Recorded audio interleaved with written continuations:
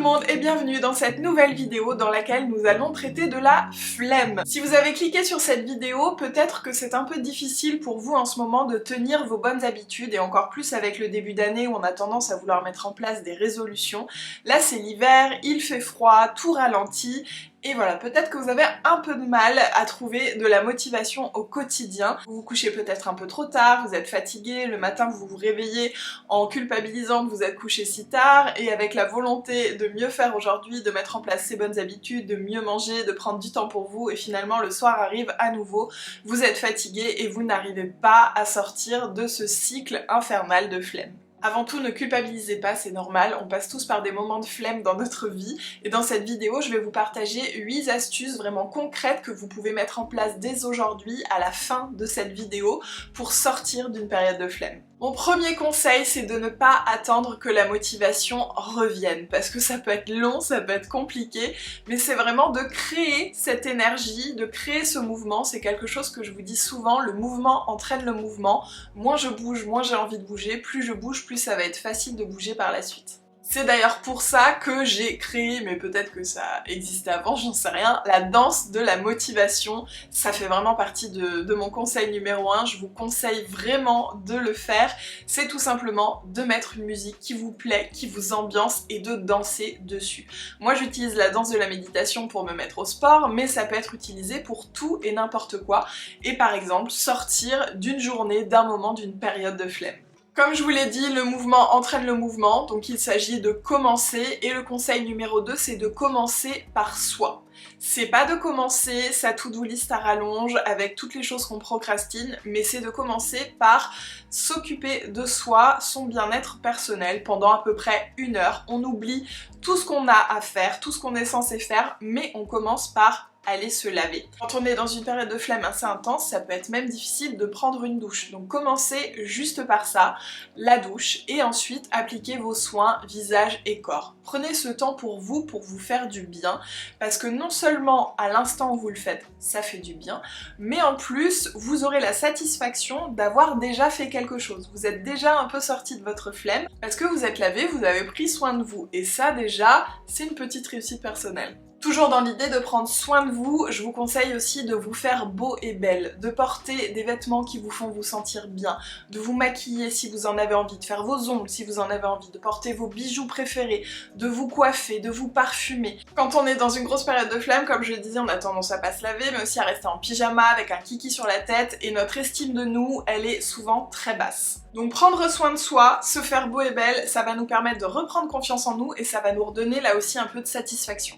Troisième conseil, même si vous en avez pas envie, rangez, triez et nettoyez votre maison et commencez par votre pièce de vie, là où vous passez le plus de temps ou là où vous travaillez. Vous connaissez sûrement cette analogie d'une maison rangée, un esprit rangé, et c'est vrai que ça fait du bien, ça permet de se sentir bien chez soi quand tout est à peu près rangé et propre. Sinon, la vue des choses en bazar, la vue des choses sales va déjà nous ajouter une charge mentale de « et en plus, j'ai ça à faire ». En plus de mon quotidien, ma maison elle est pas en état, on va culpabiliser de pas s'en occuper, ça ajoute du poids en plus sur une période qui n'est déjà pas facile à gérer. Donc vous pouvez le faire petit à petit, moi je vous conseille de faire pièce par pièce et vraiment, alors on parle pas forcément du gros ménage de printemps, d'accord? Mais en tout cas, faire le ménage de base et ranger à peu près tout ce qui traîne. Je vous dis pas de vider tout votre dressing, voilà, vous pouvez le faire bien évidemment si vous en avez envie, mais quand on est dans une période de flemme intense, c'est un peu difficile de se mettre ça comme objectif, donc vraiment juste ranger ce qui traîne, laver un petit peu, faire en sorte que ce soit ordonné et propre chez soi. Quatrième conseil, après avoir bien rangé votre intérieur, sortez de chez vous. Ne passez pas toutes vos journées dans le canapé, dans votre lit. Quand on est en pleine flemme, on n'a pas envie de sortir. Déjà, on n'a pas envie de s'habiller, de se préparer et tout. Mais là, c'est bon. Vu que vous avez fait les premières étapes, vous êtes propre, vous êtes prête, votre maison, elle est aussi rangée. Vous êtes prête à aller dehors. Et donc, vous aérez un peu. Ça peut être tout seul, juste aller se balader, faire du lèche-vitrine, aller faire une activité sportive ou une activité artistique, aller au musée, ça peut être aussi une activité avec vos proches, aller boire un café, aller voir un spectacle, juste déjeuner ensemble. L'idée c'est vraiment de sortir de chez soi, d'aller s'aérer un peu le corps et l'esprit. Parce que quand on est dans un cycle négatif comme ça, en plus si on est tout seul chez soi, on sort pas, on voit personne, on va avoir tendance à se monter la tête, à se dire qu'on est nul, qu'on ne vaut rien, qu'on n'arrive à rien, et donc plus ça va, plus la motivation et l'estime de nous baissent. Cinquième conseil, favoriser les contacts positifs qui vont augmenter notre énergie. Donc ça va être choisir les gens qu'on va voir, à qui on va parler, mais ça peut être aussi les comptes Instagram, les chaînes YouTube, faire en sorte que ce qu'on va nous apporter va nous faire du bien, va augmenter nos vibrations. Ça peut être aussi faire attention à la musique qu'on écoute. Je sais que parfois on a tendance à vouloir écouter des musiques tristes parce qu'on est triste, mais là justement l'idée c'est d'écouter des choses qui vont augmenter notre énergie, donc qui vont nous faire du bien. C'est aussi faire attention aux films, aux séries, aux émissions que vous allez regarder. En d'autres termes, faire attention à ce que vous allez consommer et aux gens que vous allez côtoyer. Le but, c'est vraiment que ça vous apporte du positif. Donc c'est pas, évidemment, que ça vous tire vers le bas, mais pas non plus que ça vous éteigne le cerveau. C'est vraiment que ça vous nourrisse, que ça vous fasse du bien. Quand on est dans une période de flemme, il y a vraiment une énergie de manque qui s'installe parce qu'on commence par ne pas avoir la motivation. Ensuite, on n'a pas l'énergie. Après, on n'a pas l'estime de soi. Et on finit voilà, dans une énergie de manque total où finalement on se dit que on n'a pas non plus la vie qu'on veut. Là il s'agit vraiment de mettre la lumière sur comment je me nourris, donc en termes d'énergie, de contacts sociaux, de ce que je consomme, mais aussi en termes alimentaires, parce que quand on est dans une période de flemme, en règle générale on n'a pas envie de se faire à manger, on n'a pas envie de manger des choses équilibrées, on veut de la comfort food, et donc c'est aussi remettre ça au cœur de ses préoccupations, se donner des choses qui vont nous faire du bien au corps, qui vont être colorées, qui vont être de saison, qui vont nous faire du bien, qui vont nous donner envie et surtout qui sont très simples. On se lance pas dans la grosse cuisine, ça peut être un beau bol de crudité avec une tartine, une soupe, des crêpes, un crumble, voilà, c'est des choses qui sont relativement faciles à préparer et qui vont vous faire du bien. Après avoir pris soin de réaugmenter son énergie, mon sixième conseil ça va être de commencer, parce que le but c'est quand même de faire ce que vous avez à faire, mais de commencer par les choses que vous avez envie de faire. C'est pas un conseil que je donne à appliquer pour tous les jours parce que je pense vraiment qu'au quotidien c'est mieux de commencer par la plus grosse tâche, la plus importante et voilà après on en est débarrassé. Néanmoins, pour sortir de la flemme, il faut commencer doucement, il faut être doux avec soi et gentil avec soi. Et donc là, je vous dirais justement de commencer par quelque chose que vous avez envie de faire, ou en tout cas la chose que vous avez le moins envie de faire. Et le petit conseil supplémentaire, c'est de commencer par quelque chose qui va être fait pour quelqu'un, parce que parfois c'est plus facile, c'est quand même étrange mais c'est vrai, de faire quelque chose pour quelqu'un que pour soi. Parce qu'on a tendance à se faire passer après, on a tendance à se mettre entre parenthèses, à dire je ferai ça pour moi si j'ai le temps, et on n'a jamais le temps. Et donc on a tendance à faire passer les autres avant. Donc faites quelque chose pour une amie, un ami, un chéri, un enfant, un parent. Voilà, faites une action que vous devez faire qui va être pour quelqu'un d'autre. Ça va vous permettre aussi de vous relancer si vous avez du mal à faire quelque chose pour vous en premier. Mon septième conseil, c'est l'organisation. Là vraiment, on entre dans la partie qui aurait été difficile à mettre en place au début, mais vous avez déjà appliqué tous les premiers conseils, donc vous êtes prêts. Il s'agit de se faire un planning pour s'aider à tenir de nouvelles ou en tout cas de bonnes habitudes. Je conseille de faire un planning au mois pour avoir une vision globale, un planning à la semaine pour répartir ses rendez-vous, ses pratiques sportives, voilà un petit peu tout ça, et un planning à la journée. Là il s'agit pas d'une to-do list, mais vraiment d'un planning comme à l'école, de telle heure à telle heure on a tel cours, mais là c'est pareil, ça va être je me réveille à telle heure et je fais ça, ça, ça. Ensuite, je travaille de telle heure à telle heure, j'ai déjeuné de telle heure à telle heure, et voilà, et ça du lever jusqu'au coucher. Avec la nuance de toujours prévoir plus large.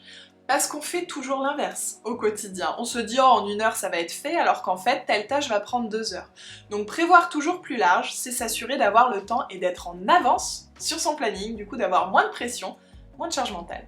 Associez à votre planning la to-do list, bien sûr. Néanmoins, comme je vous en ai déjà parlé, d'ailleurs je crois que j'ai fait une vidéo sur la to-do list en particulier, jamais plus de 6 tâches sur votre to-do list avec en plus une tâche pour vous, voilà, une tâche de bien-être. Parce que les to-do list à rallonge qu'on n'arrive jamais à finir, c'est pas possible. Ça ajoute de la charge mentale au lieu d'en enlever. Donc là, le but, c'est non seulement d'avancer, de réaliser les choses, mais en plus d'avoir la satisfaction de réussir à finir votre to-do list, et ça fait du bien. Un conseil vraiment très utile pour vos to-do list, c'est de casser vos gros objectifs en petits objectifs. Parce que si vous devez rendre un mémoire de 300 pages et qu'il y a ça sur votre to-do list, ça va être beaucoup trop compliqué, ça ne m'étonne pas que ce soit compliqué de garder la motivation. Comme vous avez un planning au mois, à la semaine, c'est parfait. Par exemple, au mois, il va y avoir rendre ce mémoire de 300 pages.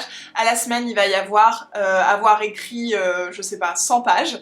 Et à la journée, eh bien, ça va être écrire 30 pages. Je sais pas si les maths sont bons, mais voilà, c'est des objectifs qui sont plus petits, qui font moins peur et qui chaque jour peuvent être cochés. Là où si vous avez écrire 300 pages, vous n'allez pas pouvoir le cocher avant la fin du mois. L'important c'est de commencer, donc petit, facile, rapide. Mon 8e conseil, c'est une question qui pourrait être posée au tout début, c'est-à-dire avant de commencer à sortir de la flemme, mais moi je trouve que c'est plus facile d'y répondre une fois qu'on en est sorti.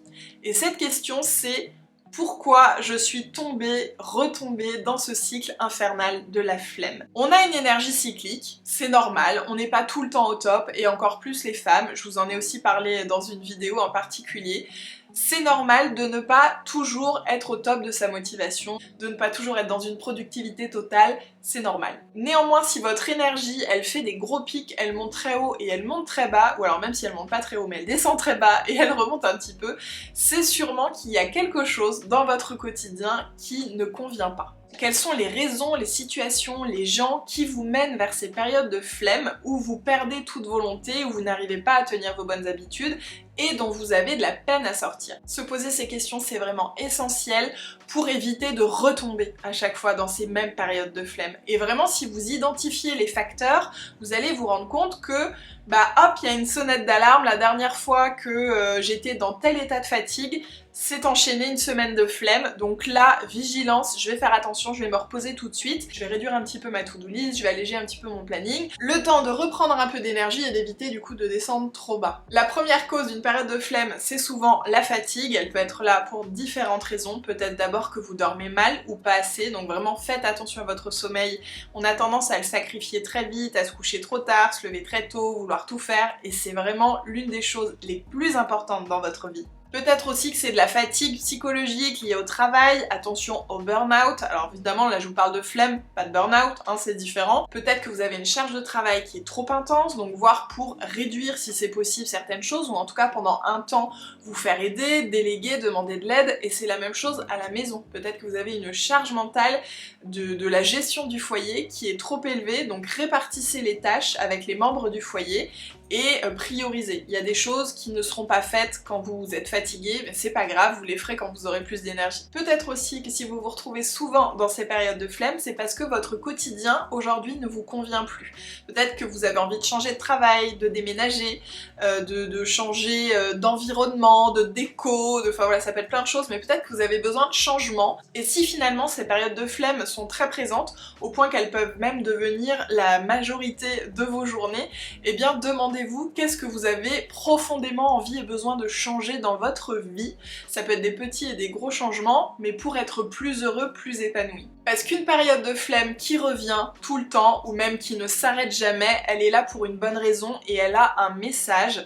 Et c'est un peu comme quand on est enfant, on va regarder plein de fois un dessin animé, c'est parce qu'on ne l'a pas entièrement compris. Et donc là c'est la même chose, s'il y a quelque chose qui revient comme ça très souvent dans votre vie, que ce soit un schéma, une situation, des rencontres amoureuses ou voilà, de la flemme, et bien c'est parce qu'il y a un message que vous n'avez pas écouté, que vous n'avez pas encore compris. Et maintenant, c'est à vous de passer à l'action, de mettre en place ces 8 conseils et de me dire dans les commentaires si ça vous a aidé, ne serait-ce que là maintenant tout de suite, à sortir de votre flemme. Moi j'espère de tout cœur que la vidéo vous aura été utile et si c'est le cas, n'hésitez pas à me montrer votre soutien en la likant, en la partageant et en vous abonnant à ma chaîne. Moi je vous fais des gros bisous et je vous dis à la semaine prochaine.